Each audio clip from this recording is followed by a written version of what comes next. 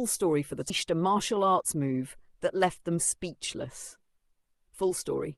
Amara was the quiet girl in school, soft-spoken, bookish, and often seen walking with a slight limp due to a childhood injury. Her leg brace made her the target of cruel jokes and whispers in the hallway. The other students saw her as weak, someone to be ignored, or worse, mocked. Day after day, the bullying worsened. They knocked her books down, filmed her stumbles, and whispered insults behind her back. No one dared stand up for her, not even the teachers. But what they didn't know was that behind her silence, Amara was holding a powerful secret. You see, Amara's uncle was a former international martial arts champion, and ever since she was little, he had trained her in discipline, focus, and technique. She couldn't run as fast as the others, but her strength, precision, and balance were unmatched. One day, things went too far.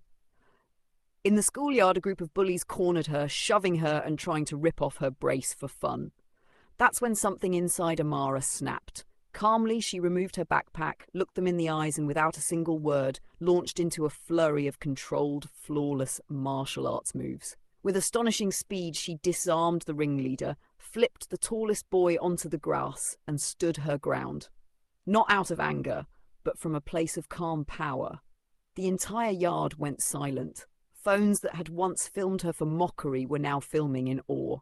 By the time the teachers arrived, the bullies were frozen in embarrassment and fear. No one ever bothered Amara again. That viral video didn't just end the bullying, it changed her life. Martial arts schools offered her scholarships, local news called her the warrior in braces. But Amara never wanted fame. All she ever wanted was respect. And the girl who wore noise-cancelling headphones, used a mobility cane, and stayed far from crowds. Born with a rare neurological condition, she walked differently, spoke softly, and kept to herself. To the bullies, she was weird. To Ava, school was survival. Every day she was taunted, laughed at when she tripped, mocked for the way she spoke, and called robot legs for the brace that helped her stand. One afternoon in gym class, things reached a boiling point. The PE teacher forced Ava to participate in a group relay race. The boys on her team groaned loudly, blaming her for their automatic loss. One sneered, "Try not to break your leg out there, cyborg."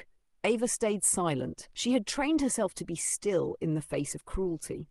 But what they didn't know was that Ava had spent every weekend for the past 5 years learning Wing Chun from her grandfather, a retired martial arts master who had taught her that strength isn't about speed, but control. After class, those same boys cornered her behind the gym.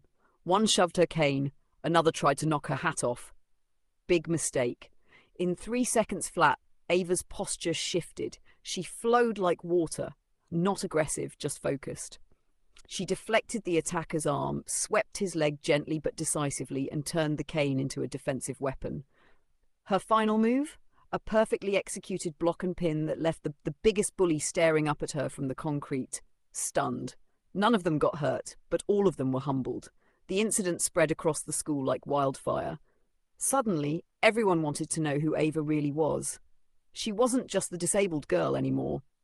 She was a disciplined, brilliant fighter with courage no one saw coming. Ava didn't need revenge. She just needed to remind the world that different doesn't mean less.